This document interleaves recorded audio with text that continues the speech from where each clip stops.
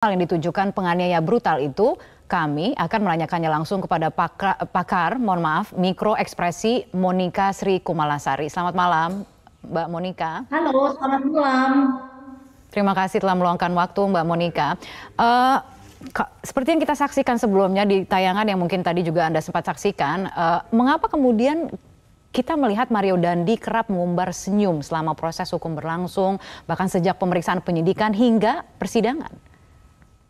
Ya, saya lebih meng-highlight kepada persidangan pada kemarin, ya. Ini ketika Mario Dandi ini tersenyum, ya, ketika menjawab bahwa Mario ini tidak pernah bermain gitar, ya, di kantor polisi, dan kemudian ada senyum yang ditampakkan. Kalau pemirsa bisa melihat bahwa senyum ini ada senyum yang khas sekali, ya.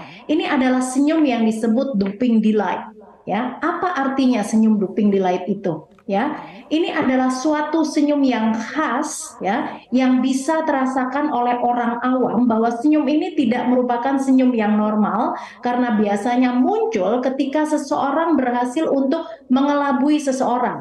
Begitu, ya. Jadi ketika mengatakan tidak bermain gitar, kalau tidak melakukan artinya seharusnya ekspresi atau emosi yang keluar ini adalah suatu kemarahan. Walaupun kemarahannya ini tidak ditunjukkan secara frontal, tetapi akan terlihat melalui ekspresi wajah, ya, walaupun muncul secara cepat, secara mikro gitu. Tetapi pada kasus ini, ya, pada spot ini, Mario Dandi tidak menampakkan ekspresi kemarahan atas tuduhan bermain gitar, tetapi justru malah senyum yang disebut dengan si duping delight tadi. Sehingga dalam konteks ini kita bisa mengatakan bahwa apa yang dikatakannya, gitu ya, pernyataannya bahwa Mario Dandi ini tidak bermain gitar, gitu ya, itu sesuatu yang patut dipertanyakan karena antara ekspresi verbal, ya, antara ungkapan verbal dengan non verbal ini tidak sinkron. Begitu. Oke. Sekarang kita akan mencoba untuk menayangkan lagi ada momen saat Mario Dandi menyampaikan permintaan maaf kepada ayah David Ozora untuk mungkin bisa dianalisa ekspresi dari momen emosional tersebut.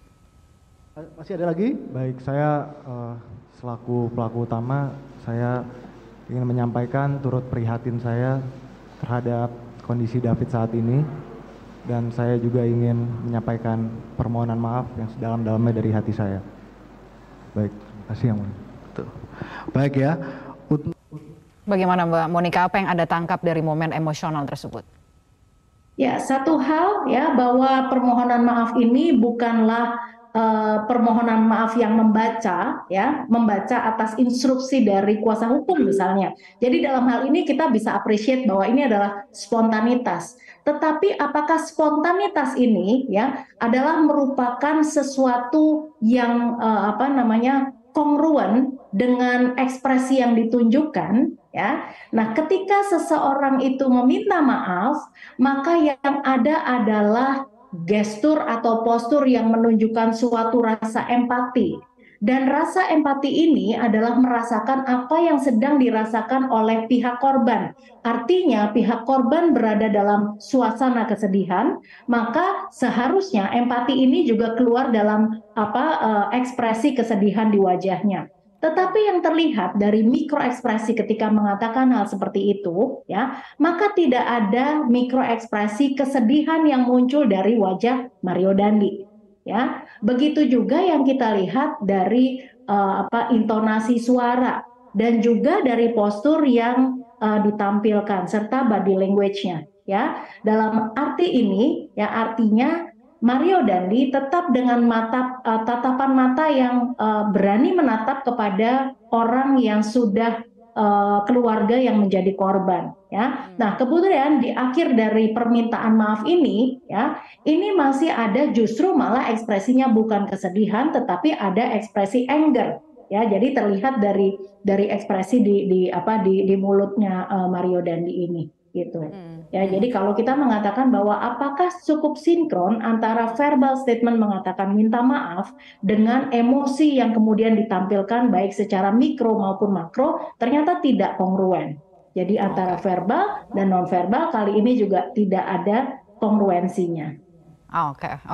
Sebenarnya apa yang menjadi penyebabnya? Karena kalau kita melihat paling tidak ya tanggapan di sosmed banyak yang mengecam Mario karena ekspresinya yang tidak menunjukkan penyesalan. Misalnya apa sebenarnya yang bisa kita simpulkan dari kepribadian seorang Mario Dandi yang bisa Anda baca ketika tampil di depan publik, tampil di depan kamera?